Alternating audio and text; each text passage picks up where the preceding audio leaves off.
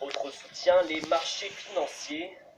Libéral convaincu, Bolsonaro promet baisse des pensions de retraite et privatisation à la chaîne. Il espère ainsi relancer la 6e économie du monde en perte de vitesse.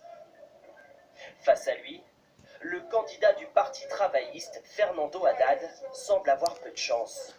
Il fait les frais des accusations de corruption qui pèsent sur son mentor, Lula, emprisonné. Haddad n'est crédité que de 43% des intentions de vote.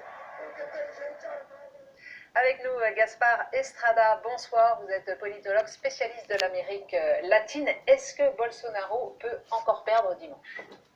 Il y a une possibilité que Bolsonaro perde ce scrutin, puisque depuis quelques jours, quelques heures, il y a une dynamique en faveur de Fernando Haddad, même si cette hypothèse est aujourd'hui peu probable. Les dernières déclarations de Bolsonaro ont joué en sa défaveur, finalement, à force de jouer sur cette pensée extrémiste, cette déclaration extrémiste. Il y a une partie de la population qui se retourne.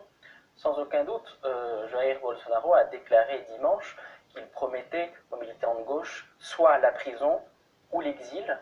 Son fils a déclaré qu'il était prêt à fermer la Cour suprême, et donc il me semble que tant au sein de l'élite politique du pays, il y a certaines personnalités du centre, voire de la droite, qui ont manifesté leur soutien à Fernando Haddad, et je pense que parmi les électeurs, de manière plus générale, il y a un doute qui s'installe, même si aujourd'hui les sondages donnent Jair Bolsonaro gagnant. Alors, on entend qu'effectivement il est favori, mais pas encore victorieux.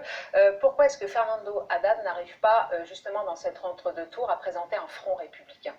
Je pense que cela est dû au rejet que suscite son parti, le parti des travailleurs, notamment parmi les milieux les plus aisés. Je crois qu'il y a un élément très important à prendre en compte lorsqu'on compare Jair Bolsonaro à Donald Trump, par exemple, c'est que Jair Bolsonaro a obtenu disons, la plus forte quantité de voix parmi les Brésiliens les plus riches, les plus instruits, les plus éduqués. Ce n'est pas du tout le cas du phénomène Trump, où c'est plutôt les petits gens mis de côté par la mondialisation heureuse. Là, c'est plutôt l'inverse.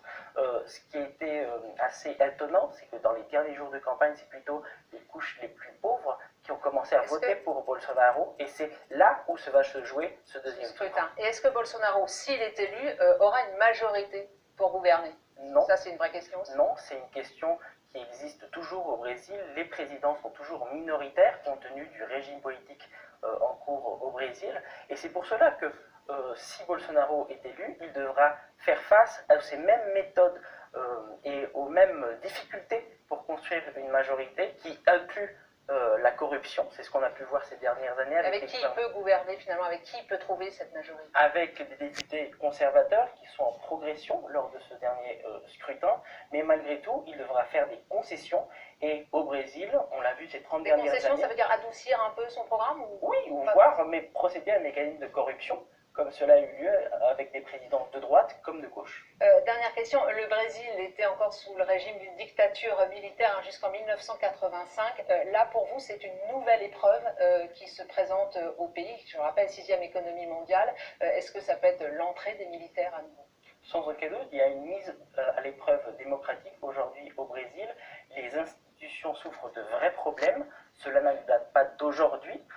Déjà depuis plusieurs années, il y a des problèmes en ce qui concerne les institutions, le respect de l'indépendance des pouvoirs. Et si demain Bolsonaro est élu, je crains que ce processus d'érosion institutionnelle et cette mise à l'épreuve démocratique ne soit pas au bénéfice du Brésil et des Brésiliens. Merci beaucoup Gaspard Estrada d'être passé sur le plateau du Soir 3. Retour en France, nouvelle étape vers un procès pour Nicolas Sarkozy dans l'affaire Pygmalion. L'ancien président a été renvoyé devant le tribunal correctionnel pour le financement illégal de sa campagne de 2012. Il va maintenant se pourvoir en cassation. Les explications de Dominique Verdeillan et Vivien Roussel.